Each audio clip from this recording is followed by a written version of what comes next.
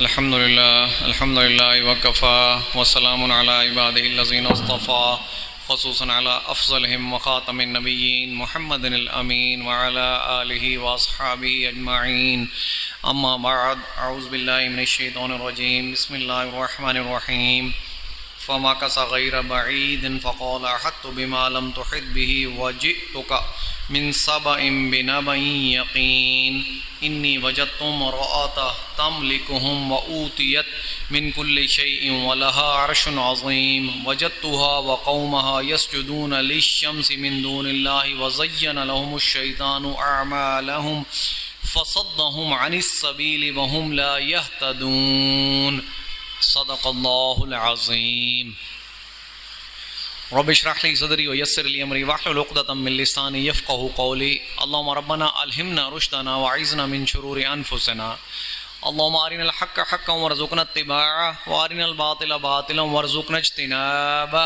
آمین یا رب العالمین۔ میرے محترم بھائیو بزرگوں دوستو، درس قرآن و درس حدیث کے ضمن میں سورۃ نمل کی چند آیات تلاوت کی ہیں۔ اللہ تبارک و تعالیٰ سے دعا ہے کہ مجھے خود سمجھنے، آپ کو سمجھانے اور آپ کو سمجھنے کی توفیق عطا فرمائے، آمین۔ آج کی جو حدیث مبارکہ ہے بہت تفصیل سے ہے، بہت جامع ہے۔ اس کے راوی ہیں حضرت عن ابن عمر رضی اللہ تعالیٰ عنہ قال قال رسول اللہ صلی اللہ علیہ وسلم، حدیث روایت کر رہے ہیں حضرت عبداللہ بن عمر۔ حضرت عبداللہ بن عمر رضی اللہ تعالیٰ عنہ فرماتے ہیں کہ فرمایا رسول اللہ صلی اللہ علیہ وسلم نے، یا معاشر المہاجرین خمس اذا ابتلیتم اعوذ باللہ ما تدرکوہن۔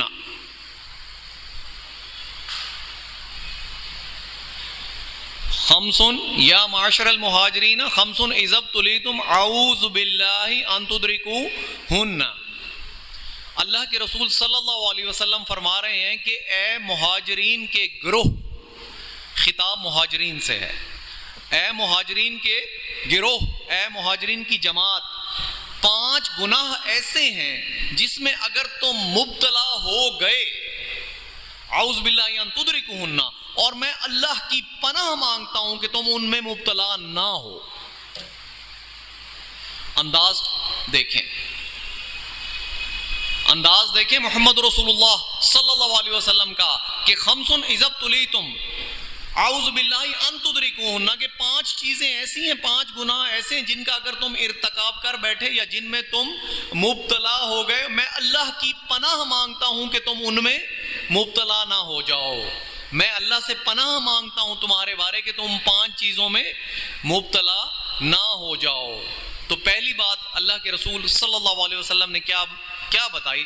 لم تظہر الفاحشۃ فی قوم قط حتی یعلنوا بها الا افشا فیہم الطاعون والاوجاع التي لم تکن مضت فی اسلافہم الذین مضوا۔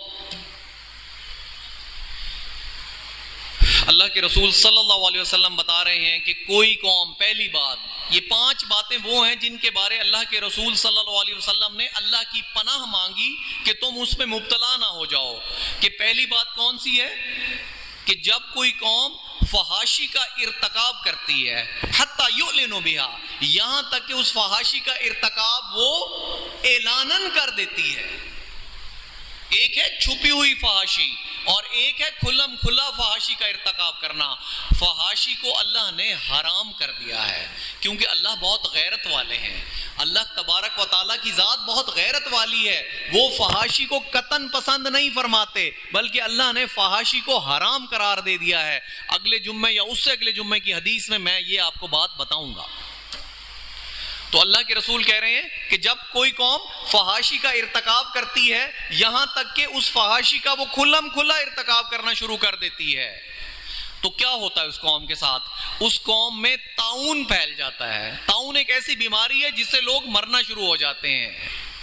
یہ وبائی امراض ہے جو ایک سے دوسرے کو لگتا ہے اور پھیلتا چلا جاتا ہے۔ ایک دور میں چوہوں کے ذریعے یہ پھیلا کرتا تھا طاعون، اور بستیوں کی بستیاں اجڑ جاتی تھی۔ اور اللہ کے رسول نے اور کیا فرمایا کہ اس بستی، ان لوگوں میں، اس قوم میں طاعون پھیل جاتا ہے اور اس قوم میں ایسی بیماریاں پھیل جاتی ہیں جو ان سے پہلے ان کے بزرگوں میں نہیں پائی جاتی تھیں۔ دیکھو تو صحیح 1400 سال پہلے محمد رسول اللہ صلی اللہ علیہ وسلم کیا فرما رہے ہیں کہ جب کسی قوم میں فحاشی اس حد تک پھیل جاتی ہے کہ وہ اس کا کھلم کھلا ارتکاب کرنا شروع کر دیتے ہیں تو پھر اس میں طاعون جیسی بیماریاں پھیل جاتی ہیں، اور ان میں ایسی بیماریاں پھیلتی ہیں جو ان کے پہلے گزرے ہوئے بزرگوں میں کبھی نہیں تھیں۔ تو آپ تو اس کا مشاہدہ کر چکے ہیں کورونا کی شکل میں۔ کیا کورونا ہم سے پہلے بزرگوں میں تھا؟ کیا اتنے لوگ کبھی مرے تھے؟ کیا اتنے لوگوں نے کبھی ماسک پہنا تھا؟ کیا کبھی آپ نے ہاتھ ملانا بند کیا تھا؟ کیا آپ نے مسجدوں میں آنا چھوڑا تھا کبھی پہلے؟ لیکن ہم نے بحیثیت قوم، بحیثیت مجموعی اس بات کا جائزہ ہی نہ لیا کہ آخر یہ عذاب جو آیا ہے یہ اللہ کا عذاب ہے، اس کی وجہ کیا ہو سکتی ہے؟ ہمارا ایسا کون سا عمل ہے جو اللہ کے اس عذاب کا سبب بنا ہے؟ تو اس عذاب کا سبب ایسی بیماریاں جو ہمارے بزرگوں میں نہ پائی جائیں اور وہ ہمارے اندر پیدا ہونا شروع ہو جائیں تو پھر سمجھ لینا کہ ہم بحیثیت قوم کھلم کھلا فحاشی کا ارتکاب کر رہے ہیں۔ میں نے آپ کو بتایا تھا کہ 3 طرح کے میڈیا ہیں آج کل۔ ایک ہے پرنٹ میڈیا جسے اخبارات کہتے ہیں، ایک الیکٹرانک میڈیا جو ٹی وی اور کیبل کی شکل میں آتا ہے، اور ایک سوشل میڈیا جو آپ کے سیل فون پہ آتا ہے۔ کیا آپ کے یہ تینوں میڈیاز آج فحاشی سے بھرے ہوئے نہیں ہیں؟ کیا بچے کے ہاتھ میں موبائل نہیں ہے؟ کیا بچہ ننگی اور عریاں تصویریں نہیں دیکھتا؟ کیا جب ہم گھر سے نکلتے ہیں اور بل بورڈز پہ ہماری نظر پڑتی ہے تو عریاں عورتوں کی تصویروں پر نظر نہیں پڑتی؟ کیا آج ہماری ماں، بہنیں، بیٹیاں پورا پردہ کرتی ہیں؟ جب ہم بازاروں میں جاتے ہیں تو کیا ہماری عورتیں سمٹی اور لپٹی ہوئی ہوتی ہیں؟ کیا ان کی اوڑھنیاں ان کے چہرے کے آگے آئی ہوئی ہوتی ہیں؟ کیا ان کے جسم کے خد و خال نظر نہیں آ رہے ہوتے؟ جلابیبہن، قرآن نے پردے کا واضح احکام دیا ہے کہ اے اللہ کے رسول، جب عورتیں، آپ کی بیویاں گھر سے نکلیں تو ایسی اوڑھنی اپنے اوپر لے لیں، ایسی اوڑھنی لے لیں جس سے ان کا نہ چہرہ نظر آئے نہ جسم کے خد و خال واضح ہوں۔ جلابیبہن۔ کسی وقت پردے کے احکامات پہ میں آپ کو قرآن کی روشنی میں بتاؤں گا کہ پردے کے احکامات کیا ہیں۔ تو کیا پھر فحاشی میں کسر بچ گئی ہے کچھ آج؟ اس فحاشی کے خلاف کیا آپ اور میں نے کبھی آواز اٹھائی ہے؟ کسی فورم پہ بھی؟ اپنے گھروں میں ہماری اپنی ماں، بہن، بیٹیوں کو ہم نے روکنے کی کوشش کی ہے کبھی کہ اس طرح کے کپڑے مت پہنو، گھر سے باہر نکلو تو پورا پردہ اختیار کرو، تمہارے جسم کے خد و خال نظر نہیں آنے چاہیے، سر ڈھانپا ہونا چاہیے تمہارا؟ اور کبھی ہم نے اپنے شہر میں آواز اٹھائی ہے کہ بل بورڈز پہ آج کے بعد کبھی کسی عورت کی تصویر نہیں لگے گی؟ ہمارے پرنٹ میڈیا، الیکٹرانک میڈیا اور سوشل میڈیا، اس پر اسلامی جمہوریہ پاکستان کی حکومت کا سینسر بورڈ ہوگا جو کہ کسی قسم کی فحاشی کو برداشت نہیں کرے گا، وہ فحاشی ختم کر دی جائے گی۔ کیا آپ اور میں نے کبھی اس کے لیے آواز اٹھائی ہے؟ تو جب ہم نے آواز ہی نہیں اٹھائی فحاشی کے لیے تو اس فحاشی کو ہم نے دل سے قبول کر لیا ہے۔ جب دل سے قبول کر لیا ہے تو پھر ہمارے اوپر ایسی بیماریاں ضرور نازل ہوں گی جو ہم سے پہلے آباء و اجداد میں کبھی نہیں تھیں۔ ایسے وبائی امراض پھیلیں گے جن سے ہم بچ نہیں سکیں گے، ڈاکٹروں کی سمجھ میں نہیں آئے گا کہ علاج کرنا کیسے ہے۔ رجوع تو اس ڈاکٹر کی طرف کرنا ہے، اس طبیب کی طرف کرنا ہے، اس کے آگے ہاتھ باندھنے ہیں۔ آج ہم دنیا کے ڈاکٹروں کے آگے ہاتھ باندھ رہے ہیں، یہ نہیں سوچتے کہ اس کے سبب کیا ہے۔ اپنی فحاشی کو کنٹرول کر لیں، اس کے خلاف کم از کم آواز تو بلند کر لیں۔ اللہ کی نظر میں کم از کم اتنے معتبر تو ہو جائیں کہ ہم نے فحاشی کے خلاف یا اللہ آواز بلند کی تھی، اسے روکنے کی حد المقدور کوشش بھی کی تھی۔ تو پہلی بات اللہ کے رسول نے جو کی وہ آپ کو سمجھ آ گئی ہوگی کہ جب کوئی قوم فحاشی کا کھلم کھلا ارتکاب کرتی ہے تو اس میں طاعون پھیل جاتا ہے اور ایسی بیماریاں پھیل جاتی ہیں جو ان سے پہلے ان کے آباء و اجداد میں کبھی نہیں تھی۔ اور دوسری بات اللہ کے رسول صلی اللہ علیہ وسلم نے کیا فرمائی، وَلَمْ تَنْقُصُ الْمِكْيَالَ وَالْمِيزَانَ إِلَّا أُخْذُوا بِالسِّنِينَ وَشِدَّةِ مُؤْنَةِ وَجَوْرِ السُّلْطَانِ۔ اور جب کوئی قوم ناپ تول میں کمی کرنا شروع کر دیتی ہے، آج ہمارا کیا حال ہے؟ جب کوئی قوم ناپ تول میں کمی کرنا شروع کر دیتی ہے تو اللہ تعالیٰ ان پر سخت قحط کی کیفیت طاری کر دیتا ہے اور ان کے اوپر جابر حکمران مسلط کر دیتا ہے۔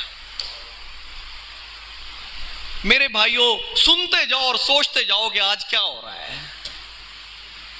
آج قحط ہے نا ہمارے پاس، گندم ہمارا ایگریکلچر ملک ہے، زرعی ملک ہے، آج ہم گندم باہر سے امپورٹ کر رہے ہیں، گندم باہر سے لے رہے ہیں، اپنی گندم پوری نہیں ہوتی، یا بارشیں وقت پر نہیں ہوتی، یا اپنی گندم پوری نہیں ہوتی تو گندم کو باہر سے منگوانا پڑتا ہے۔ کیا کوئی زرعی ملک بھی گندم باہر سے منگواتا ہے؟ کبھی یہ سوچا کہ زرعی ملک ہوتے ہوئے گندم اجناس باہر سے کیوں لے رہے ہیں؟ چاول ہم باہر سے کیوں لے رہے ہیں؟ چینی ہم باہر سے کیوں لے رہے ہیں؟ ہمارا تو خود زرعی ملک ہے، یہاں گندم بے تحاشا، گنا بے تحاشا، چاول بے تحاشا۔ مسئلہ کیا ہے؟ مسئلہ یہ ہے کہ آج ہم کسان بھی اور ہمارا آج آڑتی بھائی بھی، ہمارے بزنس مین بھی ناپ تول میں کمی کرتے ہیں، تو اس کا سبب ہمیں یہ بھگتنا پڑتا ہے کہ قحط کی سی کیفیت ہے۔ آج اخبار اٹھا کے دیکھیں نا، ابھی آنے سے پہلے میں نے اخبار اٹھائی تو شہ سرخی یہی تھی کہ کسی پرائیویٹ شخص کو گندم درآمد کرنے کی اجازت نہیں۔ مطلب گندم درآمد ہو رہی ہے اس ملک میں جو خود زرعی ملک ہے، تو پھر قحط کی کیفیت تو ہو گئی آپ کے ملک میں۔ کیوں قحط آ رہا ہے آپ کے ملک میں؟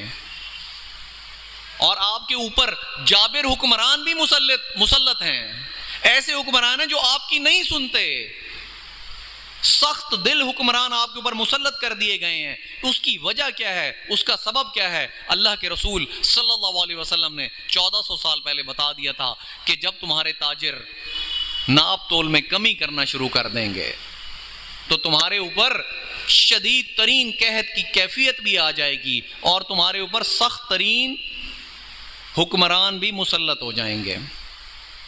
آپ کی کپاس کے ساتھ آج اس دفعہ کیا ہوا؟ جب بارش ضرورت نہیں تھی تو اتنی بارشیں برسی کہ آپ کی ساری کپاس، سارا گنا سب خراب ہو گیا۔ اس کی وجہ نہیں معلوم کرنے کی کوشش کی۔ اللہ کا عذاب ہے، اللہ کا عذاب ہے، بس یہ کہتے رہے، اس کی وجہ تو تلاش کرو۔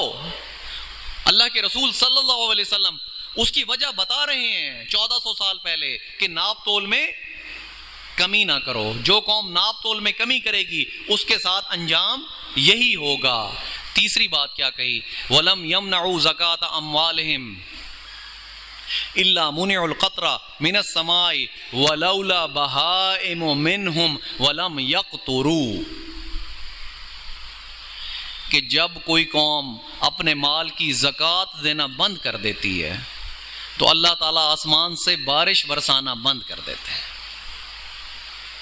جب کوئی قوم اپنے مال کی زکوٰۃ دینا بند کر دیتی ہے تو پھر اللہ تعالیٰ آسمان سے بارش برسانا بند کر دیتے ہیں، اور بارش اگر تمہارے اندر چوپائے نہ ہوں تو اللہ تعالیٰ آسمان سے ایک قطرہ بھی پانی کا نہ برسائیں۔ اگر تمہارے اندر چوپائے، تمہارے جانور نہ ہوں، اللہ ان پر رحم کرتے ہوئے صرف آسمان سے ان کے لیے بارش برسا دیتا ہے، ورنہ ایک قطرہ بھی بارش کا تمہارے لیے نہ برسایا جائے۔ کس قوم کے لیے؟ وہ قوم جو اپنے مال کی زکوٰۃ دینا بند کر دیتی ہے۔ آج بحیثیت مجموعی ہم زکوٰۃ کی پرواہ ہی نہیں کرتے، اپنے مال کی کیلکولیشن بھی نہیں کرتے کہ ہمارے پاس مال کتنا ہے، کتنے مال پر زکوٰۃ بنتی ہے، کتنی زکوٰۃ دینی ہے۔ اگر یکمشت زکوٰۃ نہیں دے سکتے تو تھوڑی تھوڑی کر کے پورے سال میں دیتے رہو اور آخر میں اسے جمع کر لو کہ کیا پوری زکوٰۃ ادا ہو گئی۔ زکوٰۃ سے اوپر دے دینا، کم نہ دینا۔ نہیں تو جو قوم زکوٰۃ ادا نہیں کرتی تو ان پر بارشیں برسائی نہیں جاتی. قاری صاحب اکثر مسجدوں میں دعا کرا رہے، مسجد میں دعا کراتے ہیں کہ بارش کے لیے دعا کریں، یا اللہ باران رحمت بھیج دے. آپ تو موجود ہوتے ہیں تو اس کی وجہ بھی تلاش کر لیں. باران رحمت کب آئے گا؟ جب کوئی قوم اپنی زکوٰۃ پوری کی پوری ادا کرنا شروع کر دے گی. چوتھی بات اللہ کے رسول نے کیا کہی صلی اللہ علیہ وسلم، وَلَمْ يَنْقُضُوا عَهْدَ اللَّهِ وَعَهْدَ الرَّسُولِ إِلَّا سَلَّطَ اللَّهُ عَلَيْهِمْ عَدُوًّا مِنْ غَيْرِهِمْ فَأَخَذُوا بَعْضَ فِيمَا أَيْدِيهِمْ. اور جب کوئی قوم اللہ اور اس کے رسول سے کیا ہوا وعدہ توڑ دیتی ہے، جب کوئی قوم اللہ اور اس کے رسول سے کیا ہوا وعدہ توڑ دیتی ہے تو اللہ تعالیٰ ان پر ایسے دشمن مسلط کر دیتا ہے جو ان سے باہر کے دشمن ہوتے ہیں، ان کے اندر کے نہیں، ان کے باہر کے دشمن ان پر مسلط کر دیتا ہے، جو ان سے تمام مال و دولت چھین لیتے ہیں. تو آج پھر اپنا جائزہ لیں کہ ہم نے اپنے اللہ اور رسول صلی اللہ علیہ وسلم کے ساتھ کیے ہوئے ہر عہد کو توڑا، ہر عہد کو توڑا. اللہ تعالیٰ قرآن کریم میں فرماتا ہے الستو بربکم قالوا بلا شہیدنا. اللہ نے یہ عہد تب لیا تھا جب روح کی شکل میں تھے کہ کیا میں تمہارا رب نہیں؟ تو سب نے یک زبان ہو کر کہا تھا کہ یا اللہ تو ہی ہمارا رب ہے. تو ہم نے آج اس عہد کو توڑ دیا نا، رب کو رب ماننا چھوڑ دیا. رب کو رب ماننا کیسا ہوتا ہے؟ رب کو رب ماننا ایسا ہوتا ہے کہ پھر رب کی ہر بات ماننی پڑے گی. جو معروفات قرآن نے بتائے ہیں ان معروفات پر عمل کرنا پڑے گا، جو منکرات قرآن نے بتائے ہیں ان منکرات سے بچنا پڑے گا. جن باتوں سے اللہ نے قرآن میں روکا ہے تمام کی تمام باتوں سے ہمیں بچنا پڑے گا، اور جو باتیں کام کرنے کے لیے اللہ نے کہے ہیں وہ سارے کے سارے کام کرنے پڑیں گے. اگر آپ منکرات سے بچ گئے، وہ تمام باتیں جو اللہ نے بتائی تھیں چھوڑنے کے لیے آپ نے وہ چھوڑ دیں، لیکن جو اللہ نے جو باتیں کرنے کو کہی تھی وہ نہیں کی، تو عہد تو پورا نہ ہوا. اللہ کے ساتھ کیا ہوا عہد تو پورا نہ ہوا، تو تب بھی آپ نے عہد توڑا. یہ نہ سمجھ لینا کہ میں تمام برائیوں سے بچا ہوا ہوں تو اب میری نجات ہو جائے گی. نہیں، تمام برائیوں سے بھی بچو گے اور تمام بھلائیاں جو اللہ نے قرآن میں حکم دیا کرنے کا وہ کرو گے. اللہ کے دین کو، سب سے بڑی بھلائی کیا ہے؟ اللہ کے دین کو قائم کرو گے. اسلام کو مذہب نہیں، اسلام کو دین بناؤ گے، ضابطہ حیات بناؤ گے. آپ کے اس ملک میں تمام کام اسلام کے مطابق ہونے چاہیے. اس کے لیے اپنا تن من دھن ایک کر دو گے، تب آپ اللہ کی نظر میں سرخرو ہوگے. تب آپ کے اوپر دشمن مسلط نہیں کیے جائیں گے جو آپ کی تمام چیزیں چھین کر لے جائیں. اور اللہ کے رسول صلی اللہ علیہ وسلم سے آپ کا کیا عہد ہے؟ درود پاک تو آپ پڑھتے ہیں، ان اللہ والملائکۃ یصلون علی النبی یا ایھا الذین آمنوا صلوا علیہ وسلموا تسلیما. درود پاک تو آپ پڑھتے ہیں. درود پاک پڑھنے کا مقصد یہ ہے کہ اللہ کے رسول صلی اللہ علیہ وسلم نے جس طرح کی زندگی گزاری، 24 گھنٹے کی زندگی، ویسے کی ویسے زندگی آپ کی ہونی چاہیے. جس طرح آپ صلی اللہ علیہ وسلم نے 63 سال کی زندگی گزاری، آپ کی حیات مبارکہ جیسے جیسے گزری، ہماری زندگی ویسے ویسے گزرے تو پھر درود پڑھنے کا حق ادا ہو جاتا ہے، پھر اللہ کے رسول سے کیا ہوا عہد پورا ہو جاتا ہے.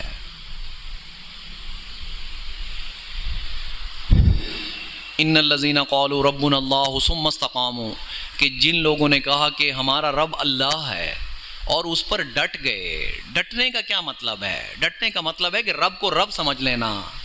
ہم عبد ہیں، غلام ہیں. اگر آپ کے گھر میں کوئی غلام ہو، خیر آج کل تو غلام کا فیشن نہیں رہا، ختم ہو گئے. آپ کا ملازم ہی آپ کے کسی حکم کی سرتابی کر دے.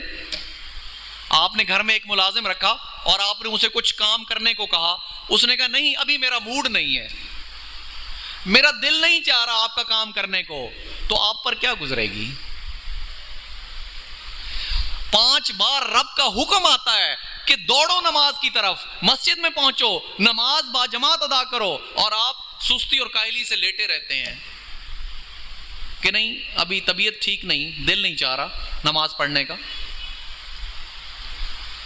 تو جو ہمارا آقا ہے، جو ہمارا رب ہے، وہ پھر کیا سلوک کرے گا ہمارے ساتھ؟ ہم اپنے ملازم کے ساتھ کیا سلوک کرتے ہیں؟ جب وہ یہ کہہ دے کہ اے میرے مالک، آپ کا کام کرنے کا میرا من نہیں کر رہا، میں آپ کا کام کرنے کی میری دل کی خواہش نہیں، میرا دل نہیں چاہ رہا کہ میں آپ کا حکم مانوں، تو آپ پر کیا گزرے گی؟ کیا آپ اس ملازم کو رکھیں گے اپنے پاس؟ کبھی بھی نہیں رکھیں گے۔ تو پھر اللہ تعالیٰ سے، جو ہمارا رب ہے، جو ہمارا مالک ہے، پھر آپ اللہ تعالیٰ سے کیا توقع رکھتے ہیں کہ جب آپ اللہ کے احکامات پورے نہیں مانیں گے تو کیا وہ رب آپ سے خوش ہوگا؟ جن لوگوں نے اپنی پوری زندگیاں اس بات پہ لگا دیں کہ ایک ایک لمحہ اس قرآن کے مطابق گزر جائے، زندگی کا ایک ایک لمحہ اس قرآن پاک کے مطابق گزر جائے، وہ پھر والسابقون السابقون اولئک المقربون فی جنات النعیم، ان کے لیے ہیں پھر نعمتوں والے باغات۔ پہلے قربانی تو دو، رب کو رب تو مانو، اپنی پوری زندگی ایک قدم بھی اٹھاؤ تو یہ سوچو کہ اللہ کے حکم کی کوئی خلاف ورزی تو نہیں ہو رہی۔ اور پانچویں بات اللہ کے رسول نے کیا کہی؟ وَمَا لَمْ تَحْكُمْ أَئِمَّتُهُمْ بِكِتَابِ اللَّهِ وَيَتَغَيَّرْ مَا أَنزَلَ إِلَّا جَعَلَ اللَّهُ بَأْسَ بَيْنَهُمْ، کہ جب کسی قوم کے حکمران اللہ کی کتاب کے مطابق فیصلے کرنے بند کر دیتے ہیں اور جو نازل کیا گیا ہے اس میں تبدیلیاں کر دیتے ہیں، تو کیا ہوتا ہے کہ اللہ تعالیٰ ان کے درمیان خانہ جنگی پیدا کر دیتا ہے۔ پانچویں بات کیا ہے کہ جب کسی قوم کے حکمران اللہ کی کتاب کے مطابق فیصلہ نہیں کرتے اور جو اس میں نازل ہوا اس میں تبدیلی کر دیتے ہیں، کیا آج ہمارے تمام قوانین قرآن کے مطابق ہیں؟ ہماری اسلامی نظریاتی کونسل نے 700 جگہ 700 قوانین کی نشاندہی کی ہے کہ یہ قرآن کے مطابق نہیں ہے، انہیں تبدیل ہونا چاہیے۔ کیا آپ کی پارلیمنٹ نے انہیں تبدیل کیا؟ سود حرام ہے، اسلامی جمہوریہ پاکستان ہے، سود حرام ہے، اللہ اور اس کے رسول سے جنگ ہے، کیا کھلم کھلا سود کا کاروبار نہیں ہو رہا؟ کیا آپ کے حکمرانوں نے سود کو روک دیا؟ کیا زنا اور فحاشی کے اڈے بند ہو گئے؟ کیا شراب اس ملک میں بین کر دی گئی؟ کیا پردہ اس ملک میں ضرور کر دیا گیا؟ تو آپ کے جو بڑے ہیں، جو آپ کے حکمران ہیں، وہ جب اس کتاب کے مطابق فیصلہ کرنا بند کر دیں گے اور قوانین کو تبدیل کر دیں گے تو اللہ تعالیٰ اس ملک میں خانہ جنگی کی کیفیت پیدا کر دیں گے۔ یہ پانچویں بات تھی جو اللہ کے رسول صلی اللہ علیہ وسلم نے بیان کی، بہت جامع حدیث تھی۔ ان 5 باتوں پر بہت تفصیل سے میرے بھائیوں غور کرنا اور پھر سوچنا کہ ہمارے آج کے حالات اور آج کے انحطاط کی وجہ کیا ہے۔ آخر آج ہم زوال پذیر ہیں، پوری دنیا میں مسلمان رسوا ہیں، ذلیل ہیں، اتنی بڑی تعداد اور اتنی بڑی آبادی ہونے کے باوجود ہماری بات سنی نہیں جاتی، سمجھی نہیں جاتی، دنیا میں ہمیں عزت کی نظر سے نہیں دیکھا جاتا، جس ایئرپورٹ پر جاتے ہیں کپڑے اتروا کر ہماری تلاشی لی جاتی ہے۔ آخر اس کی وجہ کیا ہے؟ ایک وہ دور بھی تو تھا کہ جب حضرت عمر بن خطاب رضی اللہ تعالی عنہ اونٹ کی نکیل پکڑ کر جا رہے ہیں، غلام اونٹ پر بیٹھا ہے تو اگلے اپنے ملک کی چابیاں دینے کو تیار کھڑے تھے۔ ایک وہ دور بھی تو تھا، اور آج ایک وہ دور بھی آیا۔ تاریخ نے یہ دور بھی دیکھنا تھا کہ آج ہم کسی ایئرپورٹ پر جاتے ہیں تو ہماری تلاشیاں لی جاتی ہیں کہ یہ موسلا ہے، مسلمان ہے، اس کی تلاشی لو، اسے اپنے ملک میں داخل نہ ہونے دو۔ آج ہماری یہ عزت ہے، آج ہماری یہ عزت ہے۔ اس کی وجہ کبھی آپ نے معلوم کرنے کی کوشش کی؟ آج ہم قرآن سے دور ہیں۔ جو قرآن کے جتنا قریب ہوتا چلا جائے گا اللہ تعالیٰ اسے اتنا باعزت کرتا چلا جائے گا۔ قرآن کے قریب ہونا ہے تو قرآن کی زبان سمجھو، قرآن کو جب پڑھو تو سارا قرآن دل پر اترے، ایسے سمجھو جیسے سمجھنے کا حق ہے، پھر ایسے عمل کرو جیسے عمل کرنے کا حق ہے۔ پھر اللہ کی نظر میں تو باعزت ہو ہی جاؤ گے، لیکن دنیا میں بھی اللہ آپ کو باعزت کر دے گا، دنیا میں بھی اللہ آپ کی لوگوں کے دلوں میں عزت ڈال دے گا۔ کوئی ملک جرت نہیں کر سکے گا آپ کی طرف آنکھ اٹھانے کی۔ وقت بھی ختم ہوا چاہتا ہے، ایک دو آیات سورۃ نمل کی آج، چونکہ حدیث بہت طویل تھی اور بہت جامع تھی، تو میرا ارادہ بھی یہی تھا کہ آج صرف حدیث پاک ہی بیان کروں گا، کیونکہ یہ 5 باتیں ہم سب لوگوں کو انتہائی غور کرنا چاہیے کہ یہ آج کے حالات تھے جو میں نے آپ کے سامنے رکھ دیے، کہ آج ہم جس انحطاط اور زوال پذیر ہے ہماری قوم، اس کی وجوہات کیا ہیں۔ ہم کبھی کسی ملک کے آگے بھیک مانگتے ہیں، کبھی کسی ملک کے آگے ہاتھ پھیلاتے ہیں، آج اس کی وجوہات کیا ہیں۔ اگر ہم اللہ کے رسول صلی اللہ علیہ وسلم کی ان باتوں پر آج سے عمل کرنا شروع کر دیں تو کسی ملک سے کوئی بھیک مانگنے کی ضرورت پیش نہیں آئے گی۔ ٹاپک بہت طویل ہے، لیکن میں نے بہرحال کوشش کی کہ اسے آپ کے سامنے سمیٹ کر بیان کر دوں۔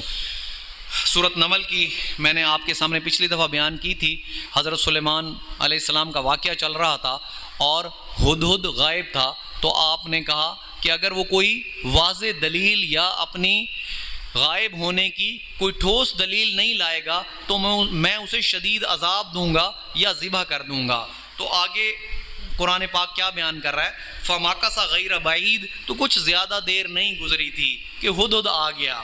فقال احطت بما لم تحط، تو اس نے حضرت سلیمان علیہ السلام اور ان کے درباری جو تھے انہیں کہا کہ میں وہ کچھ احاطہ رکھتا ہوں، میں وہ جانتا ہوں جو آپ لوگ نہیں جانتے۔ وجئتک من سبأ بنبأ یقین، اور میں قوم سبا کی ایک یقینی خبر آپ کے پاس لے کر آیا ہوں۔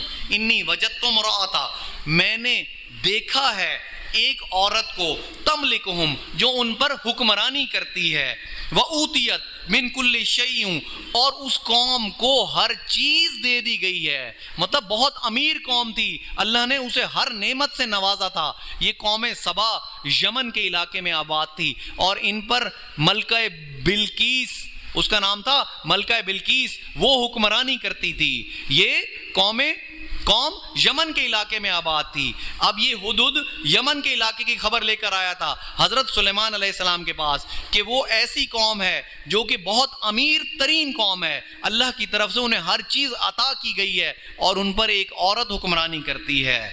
وَلَهَا عَرْشٌ عَظِيمٌ، اب یہ ہدہد کیا بتا رہا ہے کہ اس ملکہ کا جو تخت ہے بہت عظیم ہے، بہت خوبصورت ہے، بہت بلند ہے، بہت باعزت ہے۔ مطلب یہ ہدہد بیان کر رہا ہے تمام اس ملکہ کے بارے میں۔ میں یہی تو آپ کو بتا رہا تھا کہ اللہ تعالیٰ نے اپنے پرند چرند پہاڑ اپنی تمام مخلوقات کو اللہ تعالیٰ نے سب کچھ دے رکھا ہے۔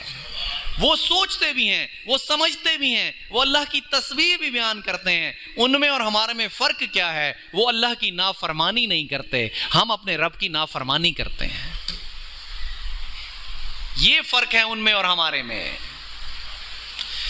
اور آگے ہدہد کیا بیان کر رہا ہے، وجدتها، میں نے دیکھا اس ملکہ کو، وقومها، اور اس کی قوم کو، یسجدون للشمس، کہ وہ سورج کو سجدہ کرتے ہیں، من دون اللہ، اللہ کو چھوڑ کر، وزین لهم الشیطان اعمالهم، اور شیطان نے ان کے لیے ان کے اعمال کو مزین کر دیا ہے، فصدہم عن السبیل، اور انہیں سیدھے راستے سے روک دیا ہے، فہم لا یہتدون، تو اب وہ سیدھے راستے کی ہدایت پانے والے نہیں ہیں۔ یہ ہدہد بیان کر رہا ہے قوم سبا کا واقعہ جس پر ملکہ بلقیس حکومت کرتی تھی۔ اس آیت کو انشاءاللہ تعالی اگلے جمعے میں ڈیٹیل سے بیان کروں گا۔ وآخر دعوانا ان الحمدللہ رب العالمین۔